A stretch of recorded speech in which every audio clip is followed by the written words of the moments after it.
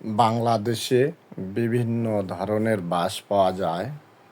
সেই বাঁশের মধ্যে আছে মাকলা বাঁশ, পরবাঁশ, তারাই বাঁশ, সেগুন বাঁশ, বিভিন্ন রকমের আকৃতি। যেখানে যেটা প্রয়োজন সেইখানে ব্যবহার করা যায়। সেই বাঁশ সবার বাড়ি আনাচে কানাচে বাঁশ রয়েছে। বাঁশ এমনকি জন্ম থেকে মৃত্যু পর্যন্ত বাঁশের ব্যবহার করা হয়ে থাকে। বন্ধুরা দেখেন, আমি এসেছি জোরগাঁ চিলমারি পুরাতন ঘাট, বাঁশ ঘাট। এখানে অসংখ্য বাঁশ নিয়ে এসেছে বিক্রেতারা বিভিন্ন এলাকা থেকে। উলিপুর, চিলমারি, রৌমারী, সুন্দরগঞ্জ, বিভিন্ন দূর দূরান্ত থেকে বাঁশ ব্যবসায়ীরা দেখেন বড় বাঁশ এনেছে, ছোট বাঁশ এনেছে, মাকলা বাঁশ এনেছে। এরা বিক্রি করবে। এই বাঁশ দিয়ে ঘরের ধন্না, খাম, পই, মাছ মারা,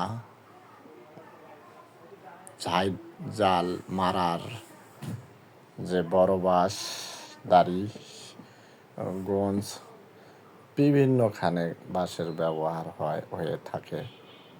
এই বড় বাঁশের ব্যবহার অনেক। এই বাঁশ দিয়ে এমনকি যুদ্ধ পর্যন্ত করা যায়। কথায় কথায় মানুষকে বাঁশ দেওয়ানো যায়। এর বাঁশের ব্যবহার সেই জন্মের পর থেকে আজ পর্যন্ত চলে এসেছে। বন্ধুগণ দেখেন, বাঁশ দিয়ে এমনকি যুদ্ধ পর্যন্ত করা যায় বলেছি। দেখেন বাঁশগুলো এমনভাবে তাক করিয়ে সাজিয়ে রাখা হয়েছে যেন কামান সেট করে রেখেছে। অল্প কিছুক্ষণের মধ্যেই মনে হয় গোলাবর্ষণ শুরু হবে। দেখেন, মনে হয় কামান লাইন করে সারিবদ্ধভাবে সুন্দরভাবে রেখেছে, যে অল্প কিছুক্ষণের মধ্যেই মনে হয় যুদ্ধ শুরু হবে। তো এই বাঁশের ব্যবহার ভাষায় প্রকাশ করা যাবে না। বাঁশগুলো দেখতে চমৎকার। দেখছেন কত বড় বিশাল কামান ঠিক করে রেখেছে সেই আমাদের শত্রুদের দেশের মুখে। অল্প কিছুক্ষণের মধ্যেই মনে হয় আক্রমণ